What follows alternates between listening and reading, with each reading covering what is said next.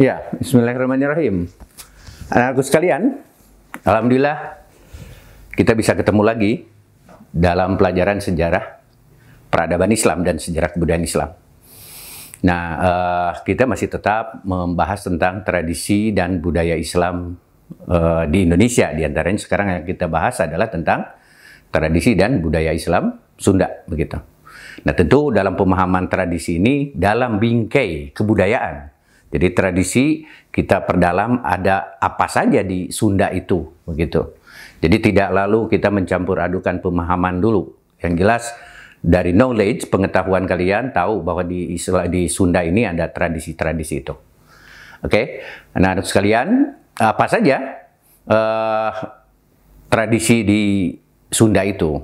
Nah, kita lihat di situ ada adat istiadat yang diwariskan leluhurnya pada masyarakat Sunda, masih dipelihara dan dihormati. Dalam daur hidup manusia dikenal upacara-upacara yang bersifat ritual adat, seperti upacara adat masa kehamilan, masa kelahiran, masa anak-anak, masa perkawinan, dan masa kematian. Nah, kita tahu bahwa pendekatan penyebaran Islam yang dilakukan di Indonesia, di wilayah Nusantara ini, melakukan penyebarannya melalui pendekatan budaya. Jadi ini sebetulnya tentu akan ada perubahan-perubahan. Jadi tidak dianggap bahwa ini sudah cukup gitu. Tapi perkembangan kebudayaan itu akan senantiasa bergerak ke depan. Nah, anak-anak sekalian, demikian juga dalam kegiatan pertanian anak-anakku dan keagamaan dikenal ada yang disebut upacara adat yang unik dan menarik. Itu semua ditunjukkan sebagai ungkapan rasa syukur dan mohon kesejahteraan dan keselamatan lahir batin, dunia dan akhirat, versi budaya pada saat itu. Nah, sekarang beberapa kegiatan upacara adat Sunda ini diantaranya kita bisa lihat ada yang kita kenal dengan upacara mengandung 7 bulanan atau tingkeban. Jadi 7 bulan itu pada masa perkembangan Islam itu diadakan upacara. Maksudnya itu setiap ada peristiwa pada manusia pada saat itu selalu disisipkan metode dakwah Islamnya, begitu. Nah, upacara tingkeban adalah upacara yang diselenggarakan pada saat seorang ibu mengandung 7 bulan.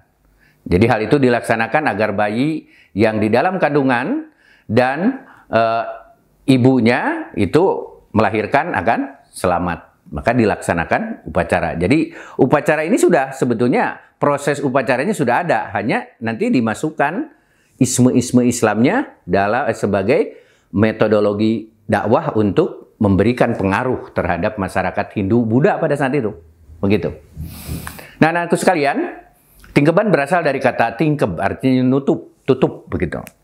Maksudnya, si ibu yang sedang mengandung 7 bulan tidak boleh bercampur dengan suaminya sampai 40 hari sesudah persalinan. Dan jangan bekerja terlalu berat karena bayi yang dikandung sudah besar. Jadi hal ini untuk menghindari dari sesuatu yang tidak diinginkan. Jadi tentu ini dalam kapasitas budayanya, itu tingkeb tutup ini itu mengandung didikan begitu. Nah, yang kedua, anak-anak sekalian, upacara Reuneuh Mundingeun, begitu. Jadi ada di Sunda yang disebut upacara Reuneuh Mundingeun. Jadi upacara Reuneuh Mundingeun ini dilaksanakan apabila perempuan yang mengandung lebih dari 9 bulan. Jadi masih belum keluar gitu calon bayinya begitu. Bahkan ada yang sampai 12 bulan, tetapi belum melahirkan juga begitu. Perempuan yang hamil itu disebut Reuneuh Mundingeun. Seperti munding atau kerbau yang bunting, begitu. Nah, anak sekalian, upacara ini diselenggarakan agar perempuan yang hamil tua itu segera melahirkan, jangan seperti kerbau, gitu. Dan agar tidak terjadi sesuatu yang tidak diinginkan, gitu, di kota dilaksanakan upacara ini. Tetapi perkembangan sekarang, di wilayah kota itu upacara ini sudah tidak atau jarang dilaksanakan. Jadi maksudnya di wilayah kota itu ketika masyarakat sudah melek terhadap teknologi, terhadap syariah, maka ini ditinggalkan, begitu. Sudah jarang dilaksanakan. Nah, anak sekalian, yang ketiga upacara memelihara tembuni. Nah, bagaimana memelihara tembuni ini? Ini tembuni itu atau plasenta yang dipandang sebagai saudara bayi begitu oleh masyarakat pada saat itu. Karena itu tidak boleh dibuang sembarangan. Jadi yang namanya plasenta itu dianggap saudara-saudara bayi begitu. Tetapi harus diadakan upacara waktu itu. Jadi waktu menguburnya atau menghanyutkannya ke sungai. Nah, pendil diemban dengan kain panjang dan dipayungi. Itu budaya sampai ke situ. Dari masa dulu itu sudah ada. Nah, biasanya oleh seorang paraji untuk dikuburkan di halaman rumah atau dekat rumah. Jadi ada juga yang menghanyutkan ke sungai secara adat. Jadi bayangan adat pada saat itu adalah bayangan-bayangan logika yang sudah menjadi keyakinan masyarakat Hindu-Buddha pada saat itu. Maka ada peluang Islam dimasukkan di situ. Jadi perkembangan budaya masih berjalan.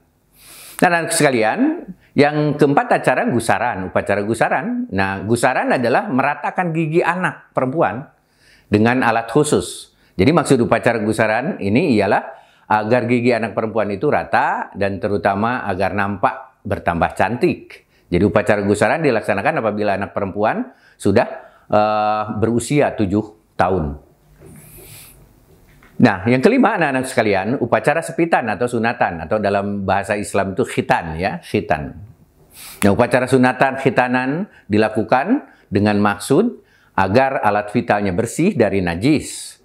Anak yang telah menjalani upacara sunatan dianggap telah melaksanakan salah satu syarat utama sebagai umat Islam. Jadi itu apa yang disebut milah Ibrahim begitu. Jadi khitanan itu memutus tempat najis, makanya dilaksanakan. Nah, upacara sunatan diselenggarakan biasanya jika anak laki-laki menginjak usia 6 tahun. Bahkan sekarang kan kalau ketika orang baru masuk Islam di usia 40 tahun, 30 tahun, 25 tahun begitu, itu juga ada yang karena sadar bahwa paham dari sisi medis juga orang yang tidak dikhitan itu menyimpan najis, maka mereka melaksanakan khitanan itu. Nah, pada acara ini anak-anak sekalian ada pula yang menyelenggarakan hiburan seperti wayang golek, sisingan atau aneka tarian. Nah, tentu sekarang itu sudah budaya itu masih lestari, masih ada, tetapi dalam batasan-batasan masyarakat tertentu begitu. Nah, kemudian cucurak maksud Ustaz. Nah, kalau cucurak anak-anak sekalian biasanya masyarakat Sunda rutin melakukan kegiatan makan bersama dan saling bertukar makanan atau yang sering disebut dengan cucurak, jadi bertukar makanan. Kapan itu dilakukan? Itu cucurak kita tahu berasal dari kata curak-curak yang diartikan dengan kesenangan atau suka-suka begitu. Pami aranjeun misalnya kalian gitu kan suka makan, botram gitu. Nah, itu cucurak itu. Nah, sebenarnya cucurak tidak selalu dilakukan saat menjelang Ramadan saja. Jadi cucurak juga bisa dilakukan ketika mendapatkan berkah seperti lulus sekolah, naik pangkat, dan lain-lain. Namun dalam adat Sunda, cucurak lebih sering dilakukan untuk menyambut datangnya bulan Ramadan. Nah, acara cucurak ini biasanya dilakukan oleh kaum ibu yang memasak makanan yang berbeda-beda. Setelah itu, makanan dikumpulkan di masjid terdekat untuk dibagikan dan dimakan secara bersama-sama. Tetapi cucurak tidak selalu dilakukan dengan cara seperti itu. Orang-orang yang makan bersama dengan niat menyambut datangnya bulan Ramadan juga sudah dapat dikatakan sebagai cucurak. Nah, tentu dari budaya-budaya Sunda ini dapat kita serap apa saja sih yang budaya Sunda yang disisipkan Islam di dalamnya. Begitu anak-anak sekalian. Nah, materi nanti di pertemuan yang keempat kita akan membahas tentang tradisi Islam Melayu. Itu saja. Terima kasih. Semoga kalian tetap sehat. Assalamualaikum warahmatullahi wabarakatuh.